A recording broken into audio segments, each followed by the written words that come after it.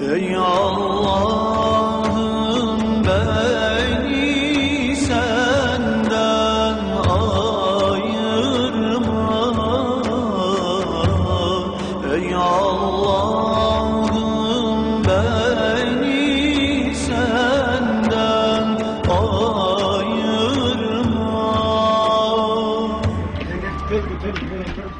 Kabul, Afghanistan.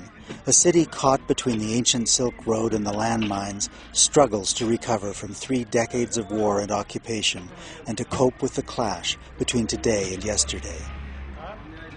In this street-side bakery, a lunchtime tradition depends on there being enough wheat flour to make dough.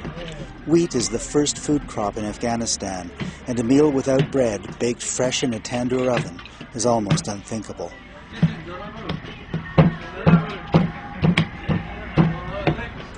The blast from the oven sears the faces of the bakers in a centuries-old process that they handle with complete precision. Almost everyone on Earth eats products made from wheat. 1/5 or more of the calories consumed by everyone alive come from wheat. This miracle grain that originated thousands of years ago in the fertile land between Turkey and Afghanistan now provides the daily bread for billions. In Afghanistan, where 85% of the people depend on agriculture to sustain life, wheat really matters. Yet wheat yields on its worn soils are notoriously low, only 2 to 2.5 tons per hectare. Land holdings are small too, no mechanization here. You can understand what that really means when you talk to farmers like Faisal Ahmad and his brother Hayat Mohammed. They share crop a few hectares near Mazar-e-Sharif in northern Afghanistan. مقصد خوب است دیگه مثلا روزی خود تیر میگم مقصد کنم یا بوی که مصاحبه کنم سرمایه و گفت خال میشیم از زمینی نصف کاری نمیشیم مقصد. They say better wheat, higher yields would mean a brighter future. در زندگی ما دیگه مقصد این در پولیش کار دیگه میکنیم یک موتر بخریم یا یک دکان جور بکنیم در پولیش. Providing a real chance for these small-scale farmers matters as much as wheat to Simits Mahmoud Osmanzai. He's helping Afghanistan rebuild its shattered agriculture. Decades of conflict and neglect mean sources of good seed are scarce, and old wheat varieties now succumb to common diseases. This variety was supposed to be resistant at the time which was handed to farmers, now is becoming susceptible. And it means that has to be replaced as soon as a replacement is available. And this is not just happening in Afghanistan. Wheat also matters in Bangladesh. Here, leaf blight has reduced yields so much that many farmers have given up, even though demand for wheat is increasing. But Abhinash Chandra Roy, a farmer from Hatiari in northern Bangladesh, has seen a better way. He and his wife have helped researchers from the Bangladesh Wheat Research Center select better wheat. পাতা দেখি sir পাতা দেখিয়া কি এমন কি গাছ মানে একটু হ্যাঁ এই যে সুস্থ আর এই একটু পাতারা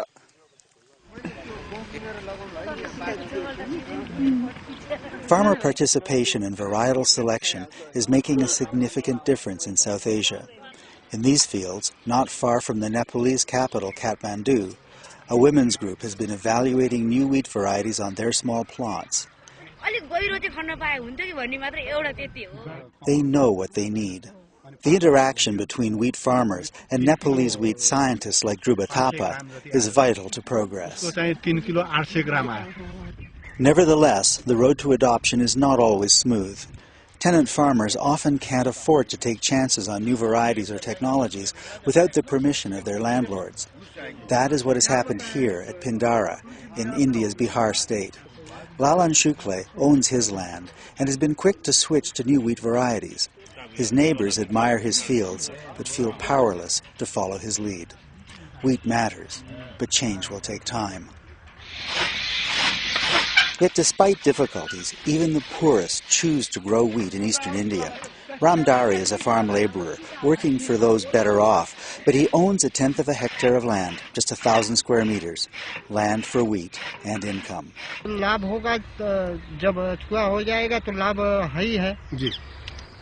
Okay, there's 2 sets, you see? Set 1, set 2. So we go this way, right? On the Anatolian plateau of Turkey, wheat is vital. Most farms are small and diseases take a toll. That matters to Simit's Julie Nickel and her two Turkish graduate students, Elif Sahin and Gül Ergenbaş.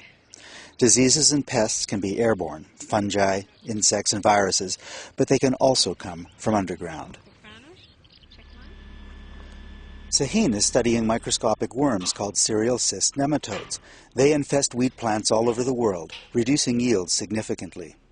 These are cereal cyst nematodes. So it's unfortunate. It shows if you have nematodes and drought, you have a very big problem. Ergenbaş looks for ways to prevent damage from crown rot, a fungus that spreads through the soil and feeds on the roots of wheat plants, also wreaking havoc. So for example here, Turkan, we found many times it was very good. It's been confirmed for crown rot in the greenhouse many times. It's a very, very positive line. So we have some interesting stuff coming. Julie Nickel and her team, working closely with both the International Center for Agricultural Research in the dry areas and Turkish wheat scientists like Necmettin Bolat, are looking for ways to fight these soil-borne pathogens by finding natural resistance in the wheat itself. Program is Simit Ikarda Turkey joint program here. So we have all cycles of the breeding here in Eskişehir. This approach, breeding the technology into the seed, means even the poorest farmers can benefit directly. In Kenya, wheat is often thought of as a crop for large, wealthy landowners, but to the rural poor, every grain matters.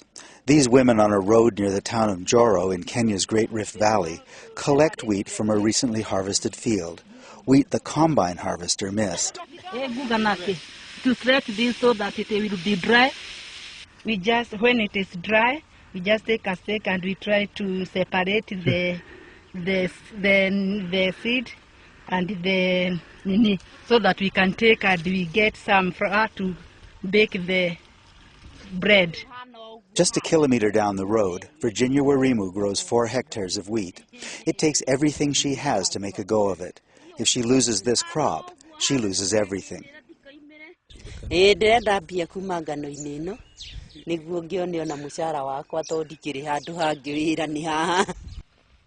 It's because of farmers like Virginia that wheat matters so much to Peter Njau. A new form of stem rust, the most dreaded of the wheat diseases, is sweeping over eastern Africa. Virginia's crop is infected. When you look at it from far, you will see no disease. But if you go closer to it and just look underneath on the stem, you will be shocked. You cut it. You look for grain, there is no grain. Njau, a young researcher with the Kenya Agricultural Research Institute at Njoro, works in a global effort to prevent this new form of an ancient disease from wiping out wheat, not only for farmers in Kenya, but for wheat farmers all over the developing world. From 2005, it's been building up slowly. Last year, there were droughts, and so it was compounded. So this year, there is no drought. The real problem is a disease, and it is scaring. Nevertheless, dedicated researchers and technicians like these will make the difference for both diseases like rust, blight, and rot, for pests like nematodes, for yield, for heat, for drought. Too many people depend on wheat for them to fail. Wheat still matters all over the world, from China to Mexico, Argentina to Africa. It matters most to smallholder farmers with little access to resources, and to the new and burgeoning underclass of urban poor in the sprawling cities of the developing world. Because wheat matters so much to all of them, it should matter to all.